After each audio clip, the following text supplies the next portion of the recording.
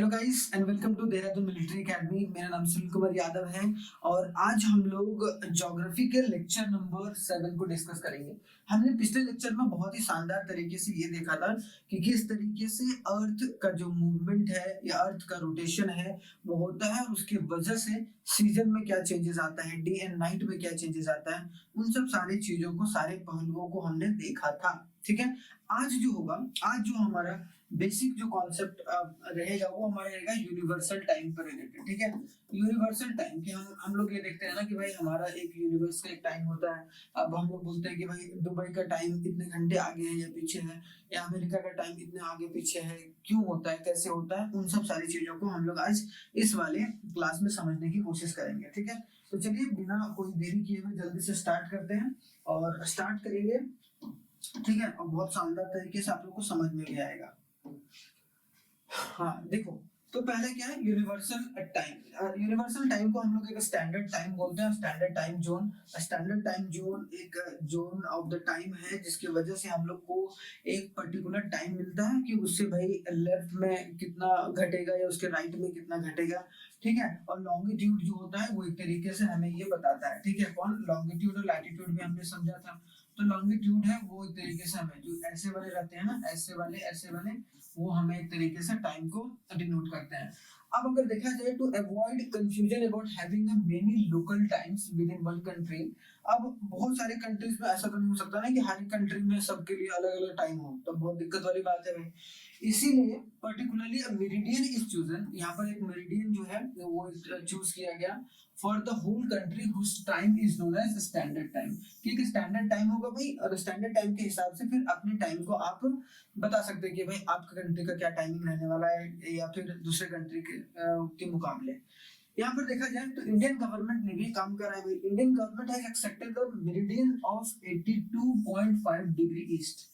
हमने ये चूज करा है, मतलब इंडियन गवर्नमेंट ने ये चूज करा है कि 82.5 जो डिग्री ईस्ट है वो हमारा टाइम रहेगा for the standard time which is 5 hours 30 minutes ahead of Greenwich time. तो ग्रीनविच जो मीन टाइम है, ग्रीनविच जो मीन टाइम है, मैंने कल भी मतलब पिछले वाले क्लास में बताया था। ग्रीनविच मीन टाइम जो इक्वेटर के ऊपर था। ठीक है, तो ग्रीनविच जो मीन टाइम है उससे कितना होगा अहेड 5 hours 30 minutes, मतलब 5.5 घंटे। ठीक है, 5.5 घंटे जो होगा वो आगे होगा। ये हमारी गवर्नमेंट ने एक्सेप्ट करा है। ठीक है, मतलब हमारा जो भी टाइम होगा वो इसी टाइम फ्रेम में चलेगा। ठीक है,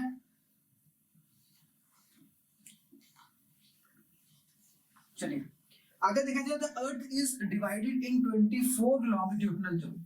जो अर्थ है अभी मैंने बताया कि 24 लॉन्गिट्यूडनल, अभी हम देखेंगे अभी डायग्राम में कि 24 लॉन्गिट्यूडनल जोन में बांटा गया है, ईच बीइंग अ 15 डिग्री।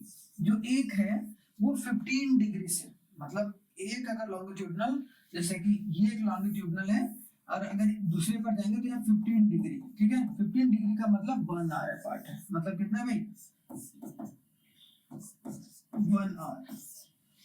ठीक है, apart in the time 360 in a 24 hour। इसीलिए देखना कि अगर देखो कि 360 को अगर 24 घंटे में बांटो, देखो 360 को अगर डिवाइड करोगे 24 से तो कितना आएगा भाई 15 आएगा। ठीक है, 15 डिग्री, तो टोटल 360 डिग्री है भाई।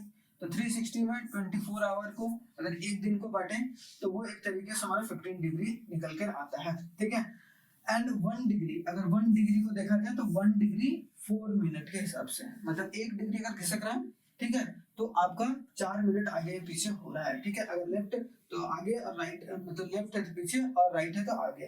ठीक है, 4 minute is called a standard time zone, इसीलिए इसको स्टैंडर्ड टाइम जोन बोला गया है। ठीक है, तो ये भी बात याद रखना है। जैसे बहुत सारे कंट्री हैं जो बड़े बड़े कंट्रीज हैं, लार्जर कंट्रीज लाइक, जैसे कि आप बोल सकते हो यूएसए, रशिया, है ना, वहां पर बहुत सारे अलग अलग टाइम देखने को मिलते हैं। Have a greater east west. यहाँ पर देखो ईस्ट और वेस्ट जो है, हमारा जो अर्थ है वो रोटेट करता है किधर से, वेस्ट टू ईस्ट, है ना, वेस्ट इधर है भाई, वेस्ट टू ईस्ट।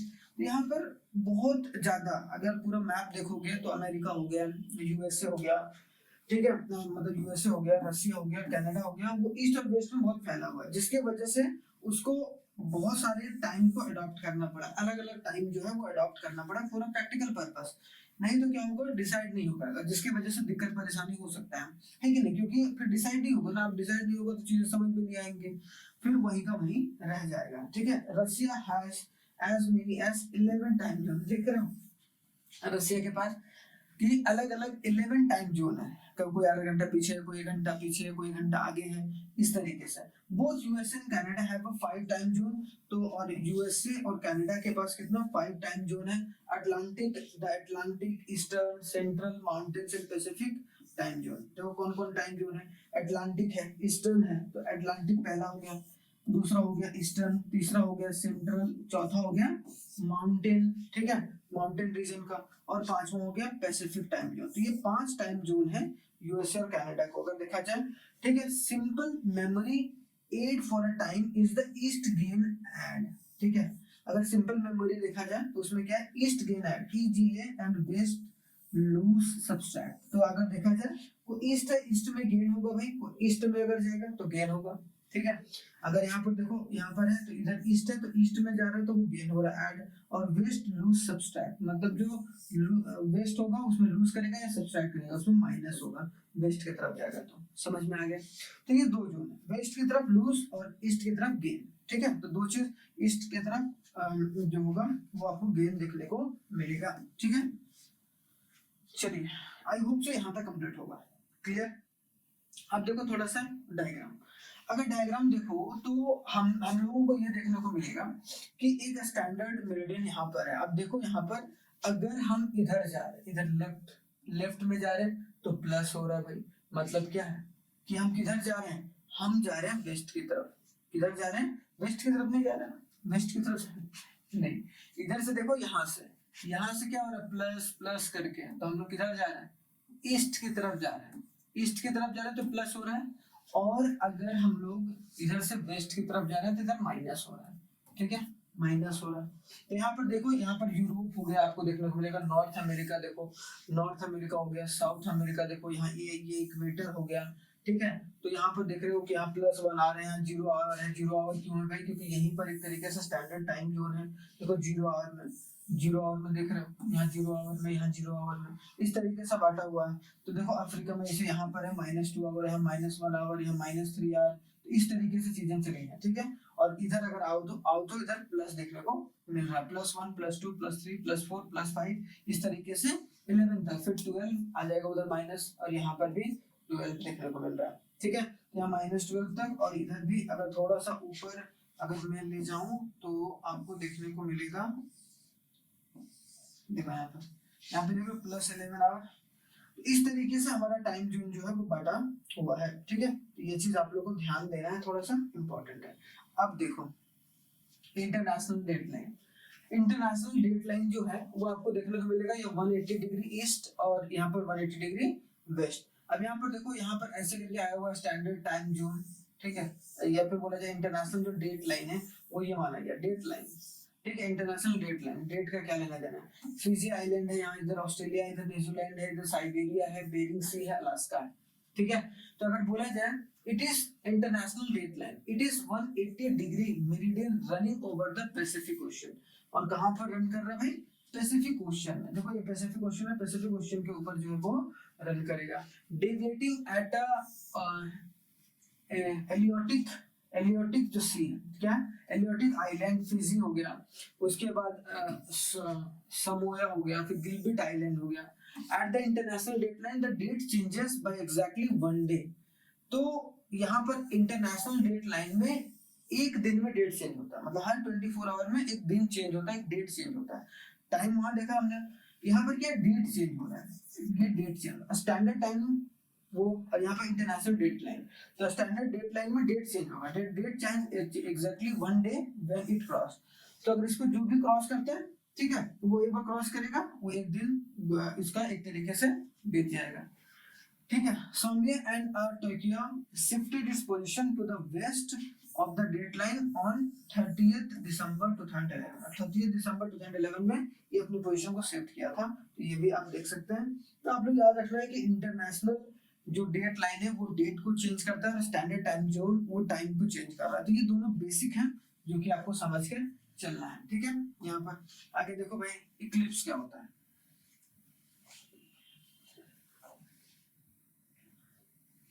अब इक्लिप्स समझना बहुत जरूरी है ना। इक्लिप्स हम बोलते हैं ना कि चंद्र ग्रहण है, सूर्य ग्रहण है। तो चंद्र ग्रहण और सूर्य ग्रहण कब लगता है, कैसे लगता है, उन सब सारे कॉन्सेप्ट को एक बार समझना जरूरी है। एंड इक्लिप्स अकर्स, इक्लिप्स जो है and occurs when the sun, the moon and the earth are in a straight line. जब सन होगा, जब मून होगा और जब अर्थ अगर एक ही स्ट्रेट लाइन में, मतलब यहाँ पर सन हो गया, यहाँ पर मून हो गया, यहाँ पर अर्थ हो गया, सन, मून और जो अर्थ है, ठीक है, वो एक तरीके से स्ट्रेट लाइन में हो गया तो हम लोग बोलेंगे इक्लिप्स। इक्लिप्स हो गया फिर। And two types of Eclipse, अब दो टाइप के इक्लिप्सेस होते हैं खास करके, एक सोलर, एक lunar. Lunar Eclipse and a solar Eclipse, ठीक है। ल्यूनर इक्लिप्स होते हैं और एक सोलर इक्लिप्स होता है।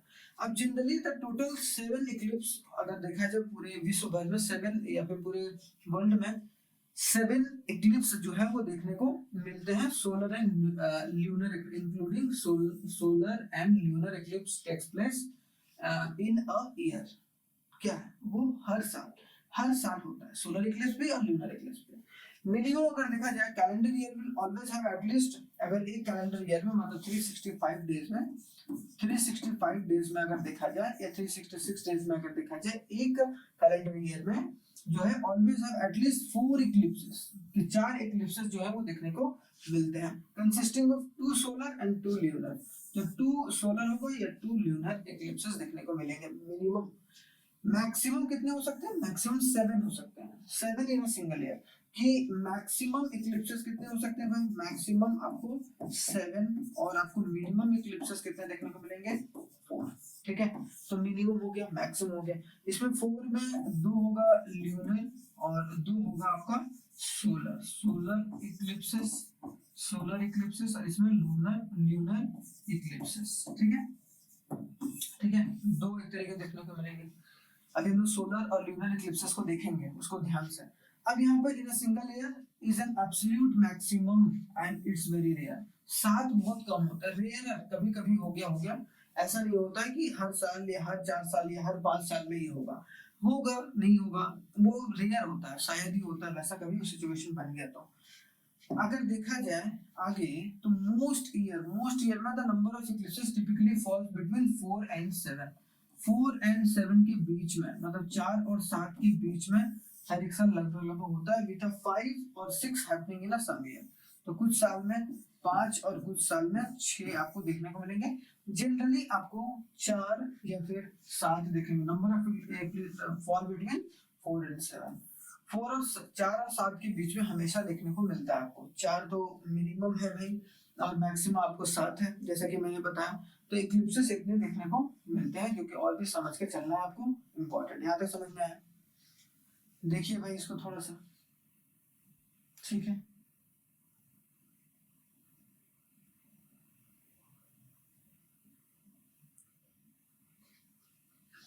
हो गया, चलिए अब आगे देखो थोड़ा सा।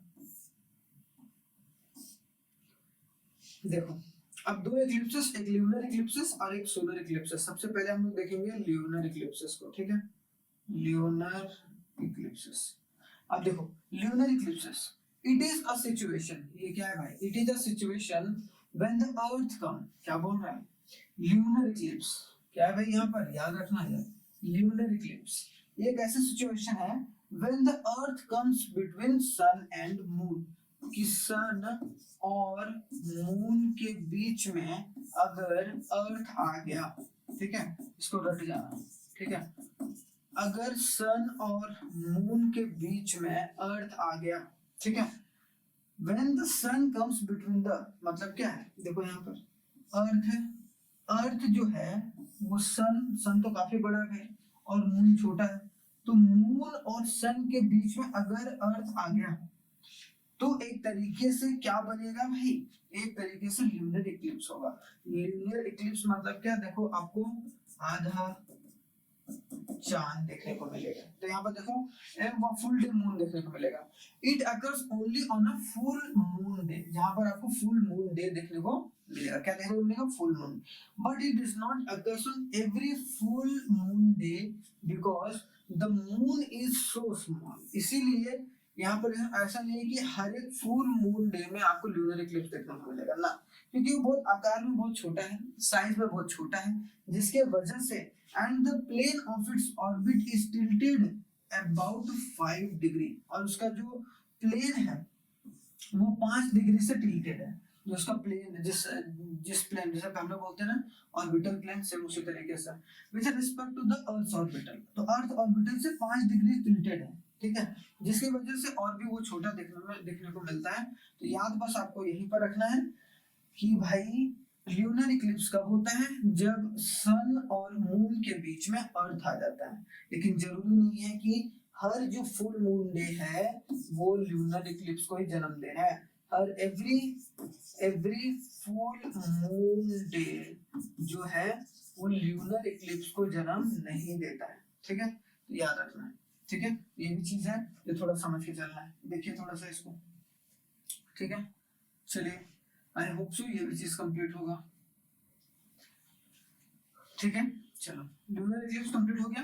अब देखो सोलर इक्लिप्स, अब देखो सोलर इक्लिप्स यहाँ पर क्या बोला गया अभी, यहाँ बोला गया सोलर इक्लिप्स में जो है वो सोलर इक्लिप्स में ज्यादा प्रभाव आपको, it is the situation when the moon comes between the sun and the earth, sun है और अर्थ के बीच में अगर मून मतलब इधर से इधर आ गया, मून इधर से इधर आ गया भाई, ठीक है, and it occurs only on a new moon day, इसको हम लोग फुल मून डे उधर बोलते थे ल्यूनर इक्लिप्स में। तो अगर बोला जाए ल्यूनर इक्लिप्स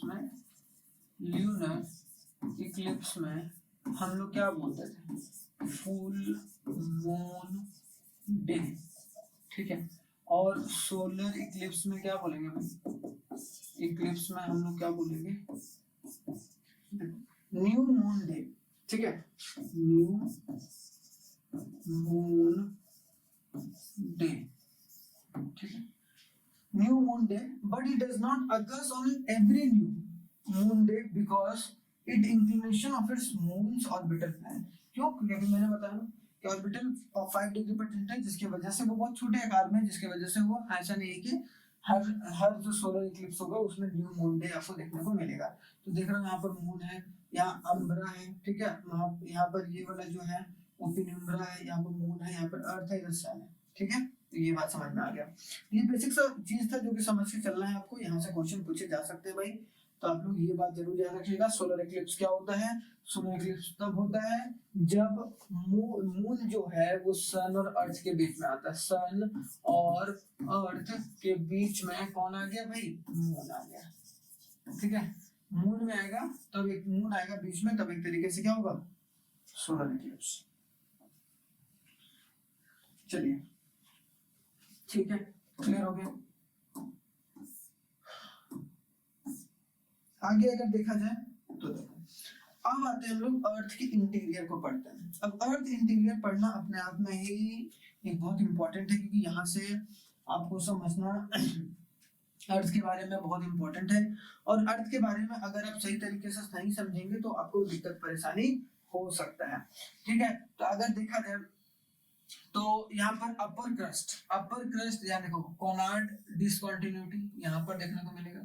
फिर आपको अपर क्रस्ट ये है भाई, जिसको सेल भी बोलते हैं बस, लोअर क्रस्ट को हम लोग सीमा भी बोलते हैं भाई, और ये दोनों आपका क्रस्ट का पार्ट आ गया, ठीक है। तो क्रस्ट हो गया शुरुआत में, फिर आपका आता है अपर मेंटल, फिर आता है आपका लोअर मेंटल, फिर आता है आपका आउटर कवर, फिर आता है आपका इनर कोर, ठीक है, inner core, lower mental, NIFE और NIFE, ठीक है। यहाँ पर देखेंगे हम लोग NIFE को भी, ठीक है। यहाँ पर देखो थोड़ा सा आगे अगर देखा जाए तो यहाँ पर 6,371 किलोमीटर, फिर सॉलिड, फिर यहाँ आता है भाई, यहाँ पर लेहमान डिसकंटिन्यूटी आता है, फिर यहाँ लिक्विड आता है, ठीक है। फिर उसके बाद ऊपर आपको देखने में गुटेनबर्ग डिसकंटिन्यूटी, ठीक है। उसके बाद आपको रेपिटी डिसकंटिन्यूटी, और उसके बाद आपको कोनार्ड डिसकंटिन्यूटी। तो यहाँ पर सबसे पहले लेहमान डिसकंटिन्यूटी, उसके बाद गुटेनबर्ग डिसकंटिन्यूटी, फिर रेपिटी डिसकंटिन्यूटी और कोनार्ड डिसकंटिन्यूटी। तो ये एक तरीके से सुबह से कि इतना नीचे है भाई, नीचे धीरे धीरे करके आपको ऊपर देखने को मिलेगा 40 किलोमीटर, उसके बाद फिर लास्ट में आती है, ठीक है। तो 40, 250, 700, 2900 उसको लिक्विड आ गया, फिर आपको यहाँ पर सॉलिड देखने को मिलेगा। ठीक है, तो ये सब हमारा अर्थ क्रस्ट एक तरीके से दिखता है। तो आप लोग एक तरीके से देख सकते हैं कितने पार्ट में भाई, 1 हो गया, 2 हो गया, 3 हो गया, 4 हो गया, 5 हो गया, या फिर ऐसे करके कुछ जोड़ लो। क्रस्ट हो गया, अपर मेंटल हो गया, लोअर मेंटल हो गया, आउटर कोर हो गया और inner core. Inner core outer core, lower upper crust, खत्म। ठीक है, अर्थ क्रस्ट। तो ये हमारा अर्थ का इंटीरियर देखने को मिलता है। ठीक है, जिसको आप समझ के चलना है। एक एक कर देखते हैं भाई। सबसे पहले हम लोग देखेंगे, अगर देखा जाए the interior of the earth is divided into 3 parts. तो इंटीरियर ऑफ द अर्थ है वो 3 पार्ट में है। सबसे शुरुआत में देखा हमने क्रस्ट है, फिर मेंटल है, फिर कोर है। इनर कोर, आउटर कोर, अपर और लोअर मेंटल। ठीक है, यहाँ पर हमने देखा ना कि देखो भाई, एक बार फिर से मैं बता दे रहा हूँ आपको। देखो देख रहे हो यहाँ पर क्रस्ट है, अपर और लोअर मेंटल, आउटर और इनर कोर। क्या है यहाँ मेंटल, क्या है 2 है, अपर और लोअर, और यहाँ पर इनर और आउटर। इनर हो गया या आउटर हो गया, इनर और आउटर, अपर और लोअर, ये देखने को मिलेगा। तो सबसे पहले क्या, क्रस्ट है, फिर मेंटल है, फिर कोर। ठीक है, the crust is the outer most part. Crust क्या है, outer most part of the अर्थ, बाहर वाला। The crust is the outer most part and the thinnest layer of the अर्थ। क्या है, थिनेस्ट लेयर है और आउटर सरफेस है। आउटर देख रहे हो, आउटर मोस्ट अर्थ है, तो अर्थ का जो आउटर मोस्ट लेयर है उसको हम लोग अर्थ क्रस्ट बोलेंगे।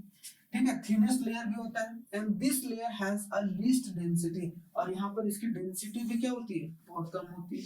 तो आपको बोलेगा क्रस्ट की डेंसिटी क्या होती है, कम होती है। And it's thickness varies about 8 to 40 kilometre. और इसका थिकनेस जो है वो 8 से लेकर 40 किलोमीटर तक जो है वो एक तरीके से ऊपर नीचे होता रहता है। ठीक है, 8 से 40 किलोमीटर तक, कभी थोड़ा मोटा पतला ऐसे करके इसका थिकनेस देखने को मिलेगा। ठीक है, मोहोरोविकिक। ठीक है, मोहोरोविकिक। ठीक है, डिसकंटिन्यूटी और मोहो, इसको दूसरा नाम क्या बोलोगे, Moho, marks the lower limit of the crust. जो lower limit of the crust है ना, लोअर लिमिट ऑफ द जो अर्थ क्रस्ट है उसको मार्क कौन कर रहा है भाई, कौन सा, मोहो से। ठीक है, मोहो से, जिसको हम लोग डिसकंटिन्यूटी भी बोलते हैं भाई, मोहो डिसकंटिन्यूटी बोल। Lower limit of the crust and this discontinuity identify on the basis of rock density. और इसमें आइडेंटिफाई किया जाता है रॉक डेंसिटी के थ्रू। ठीक है, रॉक की डेंसिटी कितना है। Thickness of the crust is more in the continents and lesser in the ocean. यहाँ पर अगर देखा जाए अर्थ क्रस्ट के बारे में बात, कि जो थिकनेस होगा कॉन्टिनेंट में, 7 कॉन्टिनेंट है भाई हमारे पूरे विश्व में, तो वहां पर जो देखने को मिलेंगे, वहां पर थिकनेस ऑफ द क्रस्ट ज्यादा है। वहां पर थिकनेस ऑफ द क्रस्ट ज्यादा है, और थिकनेस जो है ओशन में हमेशा कम होगा। सिंपल सी बात है भाई, इट वहां लिक्विड है। While density in of the continent, ये कॉन्टिनेंटल क्रस्ट इज लोअर। अब सिंपल सी बात है, तो जहां थिकनेस होगा, अगर यहाँ पर देखा जाए कॉन्टिनेंट में मोर थिकनेस, लोअर डेंसिटी। ठीक है, लोअर डेंसिटी क्या हो गया भाई, मोर थिकनेस, लोअर डेंसिटी। अब अगर दूसरा देखा जाए तो density of a continental crust is lower. Density ज्यादा कितना, ओशियन में। डेंसिटी जो है यहाँ पर अगर ओशियन में देखा जाए तो ओशियन में थिकनेस जो है लेस थिकनेस और मोर डेंसिटी। ठीक है, तो ये समझ में आ गया।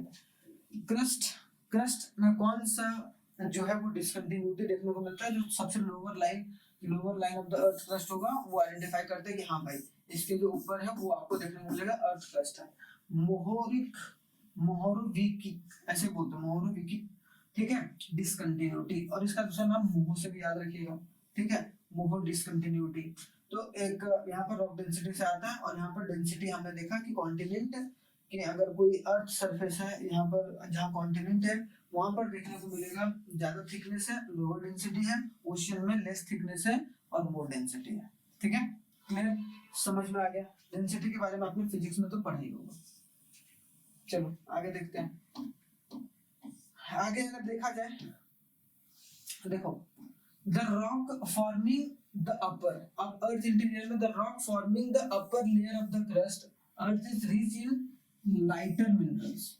अगर अर्थ क्रस्ट का जो अपर लेयर है वो अर्थ से वो रिच रहता है, उसमें सबसे ज्यादा पाए क्या जाते हैं भाई, lighter minerals like silica, aluminium, ये सब पाए जाते हैं। ठीक है, silica, aluminium. Hence this layer is also called a SiEl। SiEl मतलब क्या, सिलिका। Si का मतलब क्या हो गया भाई, सिलिका, सिलिका, और El का मतलब एल्यूमिनियम। ठीक है, तो एल्यूमिनियम और सिलिका जो है वो rock forming the upper layer of the crust वहां पाया जाता है। Average density of this layer जो रहता है वो 2.7 ग्राम पर क्यूबिक सेंटीमीटर। ठीक है, 2.7 ग्राम पर cubic centimeter due to the presence of minerals like a silica and magnesium, aluminum भी रहता है। ठीक है, in the lower part, वो upper part में है भाई कौन, एल्यूमिनियम और सिलिका, और लोअर पार्ट में आपको देखने मिला silicon and aluminium in the lower part of the earth crust is also known as SiMa। Upper part में, upper layer of the earth crust में सिलिका और एल्यूमिनियम, और सिलिका एंड मैग्नीशियम, सिलिका का Si, magnesium का Ma। तो magnesium और silica जो है वो लोअर में पाया जाता है। ठीक है, एंड SiAl मतलब जो सिलिका एल्यूमिनियम, ठीक है, सिलिका Al का मतलब एल्यूमिनियम, मीडियम, और सिलिका और मैग्नीशियम, सिलिका और इधर magnesium together form the earth crust. और इसकी वजह से क्या है, तो अगर बोला जाए silica, aluminium and magnesium, silica मतलब क्या, मैग्नीशियम, सिलिका और एल्यूमिनियम, ये तीनों मिलाकर क्या बनाते हैं भाई, अर्थ क्रस्ट। लेकिन आप लोग ऐसे बोलोगे SiAl और SiMa। ठीक है, यहाँ A बड़ा कर देना, यहाँ पर N बड़ा कर देना। देखो यहाँ पर SiAl और SiMa, ये दो हैं वो अर्थ क्रस्ट को एक तरीके से फॉर्म करते हैं। क्या है, अर्थ क्रस्ट को फॉर्म करते हैं। ठीक है, तो आई होप सो ये चीज समझ में आ गया होगा। ये बेसिक सा फर्क था जो कि आप समझ के चल सकते हैं। ठीक है, इसको जरूर नोट डाउन कीजिएगा आराम से। अब आगे अगर देखा जाए तो हमने क्रस्ट पढ़ लिया, अब क्या है भाई नेक्स्ट, अब क्या है मेंटल, है ना। क्रस्ट हमने पढ़ लिया 0 से 40 किलोमीटर, उसको हो गई, देखो यहाँ पर है ना, ये देखो, ये इसके बारे में हमने, ये अपर हो गया, ये लोअर क्रस्ट ये हो गया। ठीक है, लोअर क्रस्ट में क्या है, सिलिका और मैग्नीशियम। ठीक है, अपर क्रस्ट में क्या है, सिलिका और एल्यूमिनियम। देख रहे हो, ये दोनों मिलाकर क्या बन रहा है भाई, अर्थ क्रस्ट। इसका लोअर लेयर क्या है भाई, मोहोरोवोइक। ठीक है, ये मोहो डिसकंटिन्यूटी। ठीक, उसके बाद अब हम लोग आएंगे यहाँ पर, देखो 40 किलोमीटर तक यहाँ देख रहे हो। फिर अब आगे आते हैं, थोड़ा सा आगे समझते हैं, यहाँ तक समझ में आ गया तो अब देखो सॉरी, अब देखते हैं थोड़ा सा मेंटल के बारे में। मेंटल क्या होता है भाई, मेंटल में क्या है, मेंटल आपको देखने को मिलेगा, हमने बात करा था इनर मेंटल, आउटर मेंटल है, अपर और लोअर मेंटल। ठीक है, अब यहाँ देखो, this layer is an intermediate layer of the earth in terms of both location and density. अगर लोकेशन और डेंसिटी में देखा जाए तो ये एक तरीके से मीडियोकर है, intermediary. It is about 2900 kilometre in the thickness, 2900 kilometre इसकी थिकनेस है, composed of minerals and semi solid states. यहाँ पर आपको मिनरल्स देखने को मिलेंगे, सेमी सॉलिड जो है वो स्टेट में बहुत सारे मिनरल्स उसमें मौजूद रहते हैं। It is divided further into two layer, एक तो अपर मेंटल, एक है लोअर मेंटल। दो लेयर में डिवाइड होता है भाई, अपर क्रस्ट, एक लोअर क्रस्ट था क्रस्ट में, यहाँ पर क्या है, upper and lower mantle, upper and lower mantle. देखो, the upper part of the mantle is called asthenosphere. क्या बोलते हैं भाई, एस्थेनोस्फेयर बोल रहे हैं, which is about 250 kilometre thick, जो कि कितना है, एस्थेनोस्फीयर 250 किलोमीटर थिक। अगर यहाँ थोड़ा सा देखो कि डायग्राम छोटा हो जाता है, यहाँ पे देखो 240 से लेकर 250 तक, देखो देख रहे हो, 40 से लेकर 250 तक, देख रहे हो 250 तक ये वाला जो लेयर है वो हम लोग को क्या बोलेंगे, एस्थेनोस्फीयर। इसको क्या बोल रहे हैं भाई, एस्थेनोस्फीयर, जो कि कहाँ पर लोकेटेड है, अपर मेंटल में, ठीक है। और टोटल कितना है भाई, टोटल आपको देखने को मिलेगा ये, ठीक है, 2900 किलोमीटर, ठीक है। तो आई होप सो ये चीज समझ में आ गया होगा एस्थेनोस्फीयर। मैं इसलिए डायग्राम के साथ समझा रहा हूँ ताकि आपको दिक्कत परेशानी ना हो, ठीक है। एस्थेनोस्फीयर समझ में आ गया। यहाँ पर देखो तो दो लेयर में भाई अपर और लोअर मेंटल हो गया, उसमें जो अपर मेंटल है उसको asthenosphere which is about 250 kilometre thick and the average density of this layer उसका कितना है 5.68 ग्राम पर क्यूबिक सेंटीमीटर, ठीक है। Transitional zone separating the mental from the core, जो मेंटल को कोर से एक तरीके से अलग करता है उसको हम लोग बोलते हैं गुटनबर्ग डिसकंटिन्यूटी। जब कोर से अलग हो गया, कोर से सटा हुआ था, ठीक है, कोर से सटा हुआ था एस्थेनोस्फीयर, ठीक है, 250 तक, उसके बाद जो अलग करता है उसको हम लोग क्या बोलते हैं, गुटनबर्ग डिसकंटिन्यूटी, ठीक है। उसको क्या बोलते हैं भाई, गुटनबर्ग डिसकंटिन्यूटी। अगर देखो गुटनबर्ग डिसकंटिन्यूटी देख रहा हो, ये अलग कर रहा है कि नहीं कर रहा है, किससे अलग कर रहा है भाई, किससे अलग कर रहा है भाई, क्रस्ट से, देख रहा हूं, क्रस्ट तो यहाँ तक तो एक तरीके से मिला हुआ है भाई, अब यहाँ इसको अलग कर रहा है गुटन डिसकंटिन्यूटी से, ठीक है। चलिए समझ में आ गया। आगे अगर देखा जाए नेक्स्ट देखो, अब देखो द कोर के बारे में। The core is the inner, अब कोर क्या है, एक inner layer of the earth है that occupies the centre and it is about 3500 kilometre, 3500 kilometre में, ठीक है। The core is further divided into two layer, outer core है और इनर कोर है, ठीक है। अपर और लोअर था मेंटल, यहाँ पर क्या है, कोर जो है हमारा आउटर कोर है और इनर कोर है। आउटर कोर और outer part of the core is believed to have a properties of liquid, कि जो उसमें सबसे शुरुआत में क्या था, मिनरल्स था, सिलिका था, एल्युमिनियम था, मैग्नीशियम था, उसके बाद नीचे सेमी सॉलिड और मिनरल्स आपको देखने को मिलते हैं। यहाँ पर आपको प्रॉपर्टीज ऑफ लिक्विड देखने को मिलता है। और inner most part of the core about 1255 kilometre in radius is called a solid और अ क्रिस्टलाइन। इसको सॉलिड, इसमें कुछ जो किलोमीटर है रेडियस में, उसमें आपको सॉलिड और क्रिस्टलाइन देखने को मिलेगा। This layer is also known as NiFe। Ni का मतलब निकल हो गया और Fe का मतलब आयरन, आपने पढ़ाई होगा केमिस्ट्री में, है कि नहीं। Ni का फुल फॉर्म होता है निकल, ठीक है, निकल, और Fe का मतलब आयरन, जो आयरन वगैरह निकाला जाता है वो इस लेयर से निकाला जाता है, कोर से, ठीक है। This layer contains a large concentration of iron and nickel। यहाँ पर large concentration of iron और nickel जो है पाए जाते हैं। Temperature of this core, temperature यहाँ पर अगर देखा जाए 2200 डिग्री सेल्सियस और 2750 डिग्री सेल्सियस जो रहता है, यहाँ पर देखने को मिलेगा टेम्परेचर वहां तक जाता है maximum temperature. Density of this part of the earth is, density इसका कितना है भाई, 13.6 ग्राम पर cubic centimetre, is more many times greater than the average density of the अर्थ।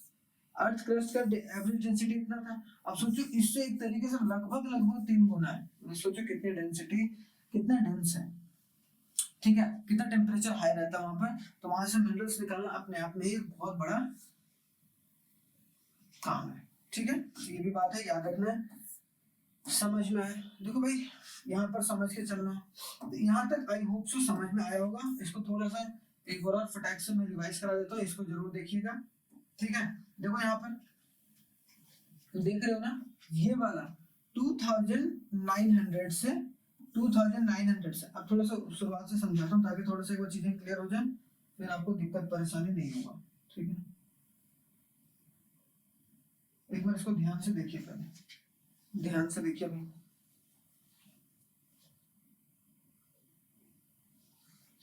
ठीक है, ध्यान से देखिए।